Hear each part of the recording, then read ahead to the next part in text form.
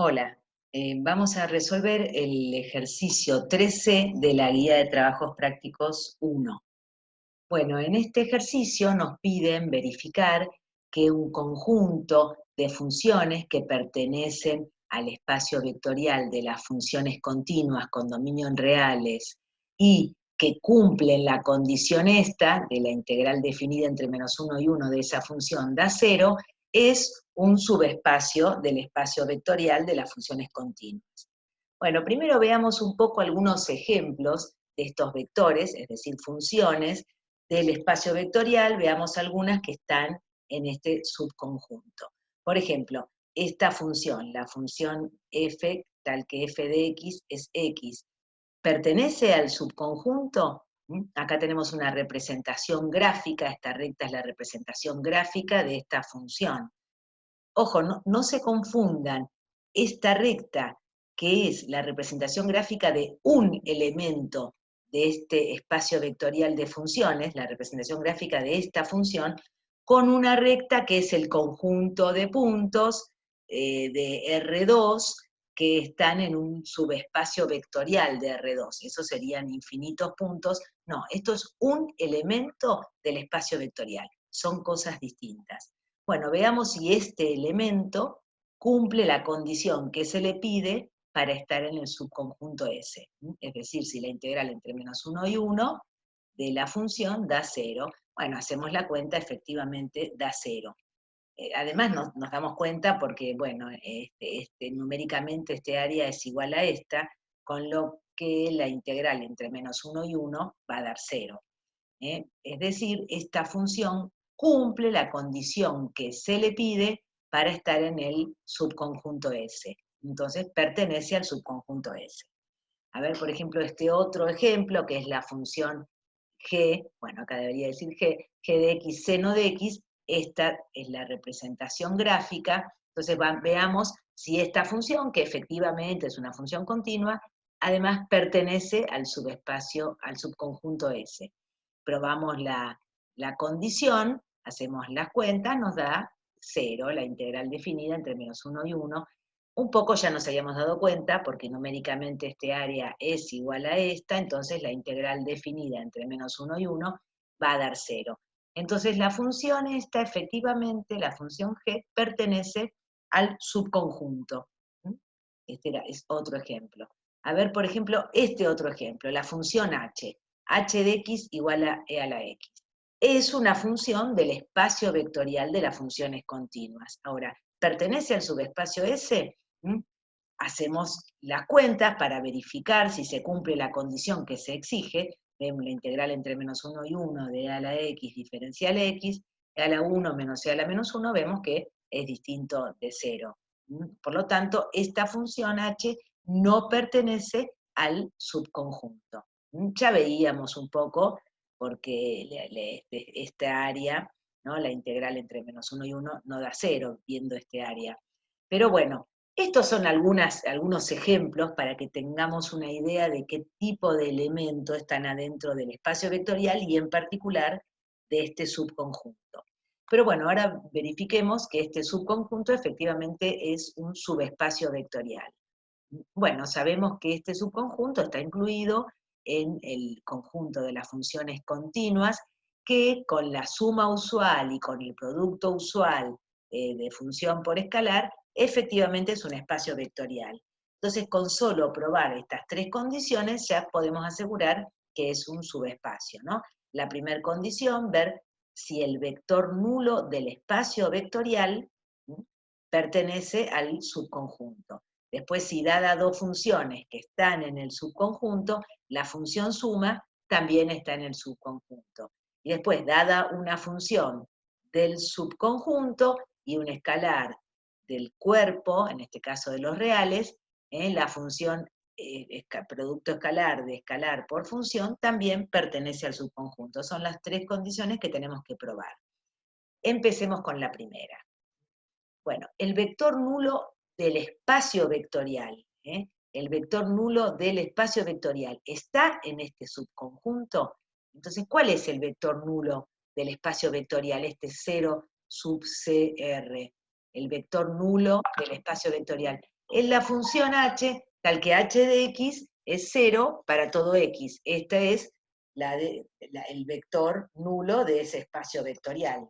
Entonces veamos si ese vector cumple con las condiciones que se le pide para estar en el subconjunto S, es decir, si la integral entre menos 1 y 1 da 0, efectivamente la integral de la función nula da 0. Por lo tanto, el vector nulo del espacio vectorial pertenece al subconjunto.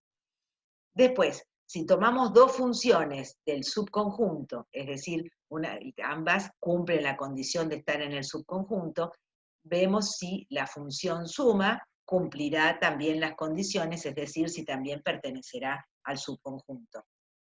Primero veamos cuál es la definición, o recordemos cuál es la definición de la suma de funciones, ¿no? La función f más g es tal que f más g en x es igual a f en x más g de x para cada x del dominio, es decir, de los reales.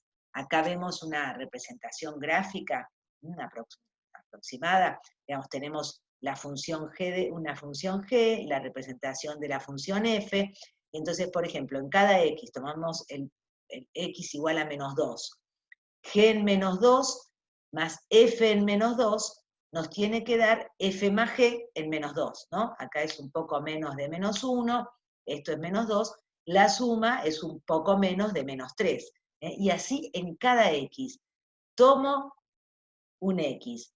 G en ese x más f en ese x es f más g en ese x. Y así para todos los x. Esta es la definición, ¿no? Bueno, veamos si, dadas entonces dos funciones f y g que sabíamos que cumplían la condición, la función f más g efectivamente cumple la condición de estar en el subconjunto. Entonces, verifiquemos la ecuación de la condición que se pedía. La integral entre menos 1 y 1 de la función f más g, que me va a dar la integral entre menos 1 y 1 de f de x más g de x diferencial x. Acá lo que hicimos es solamente aplicar la definición de la suma de funciones en el espacio vectorial. Bueno, y luego por propiedades de las integrales, llego a que es la integral entre menos 1 y 1 de f de x más la integral entre menos 1 y 1 de g de x.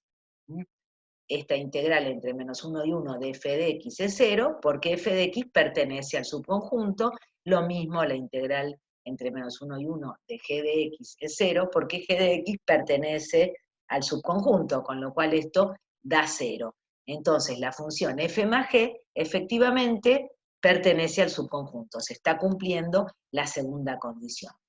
Veamos la tercera. Dado un alfa perteneciente a los reales y una función que esté en el subconjunto, es decir, una función que cumple la condición de estar en el subconjunto, ¿se cumplirá que el producto del escalar por la función también está en el subconjunto? Bueno, primero recordemos en principio cuál era el vector alfa g, digamos, cuál era el producto usual de escalar por vector en este espacio vectorial, ¿no? La función alfa g es aquella que alfa g en cada x es igual a alfa por g de x, para todos los x del dominio, es decir, de los reales. Y acá podemos ver también una representación gráfica de un ejemplo.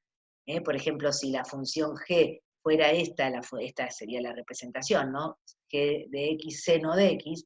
Y entonces, bueno, si tomamos, no sé, tomamos este x menos 2, y entonces tenemos g en menos 2, que es un poco menos que menos 1, al hacer 3 veces ese valor menos 1, nos da algo menos de menos 3, y entonces eso sería el valor de 3g en menos 2. Es decir, para cada x, si yo quiero obtener el valor que toma la función 3g, que es la azul, en cada x hago el valor de g en ese x multiplicado por 3. Es decir, 3 por g de x me da 3g en ese x.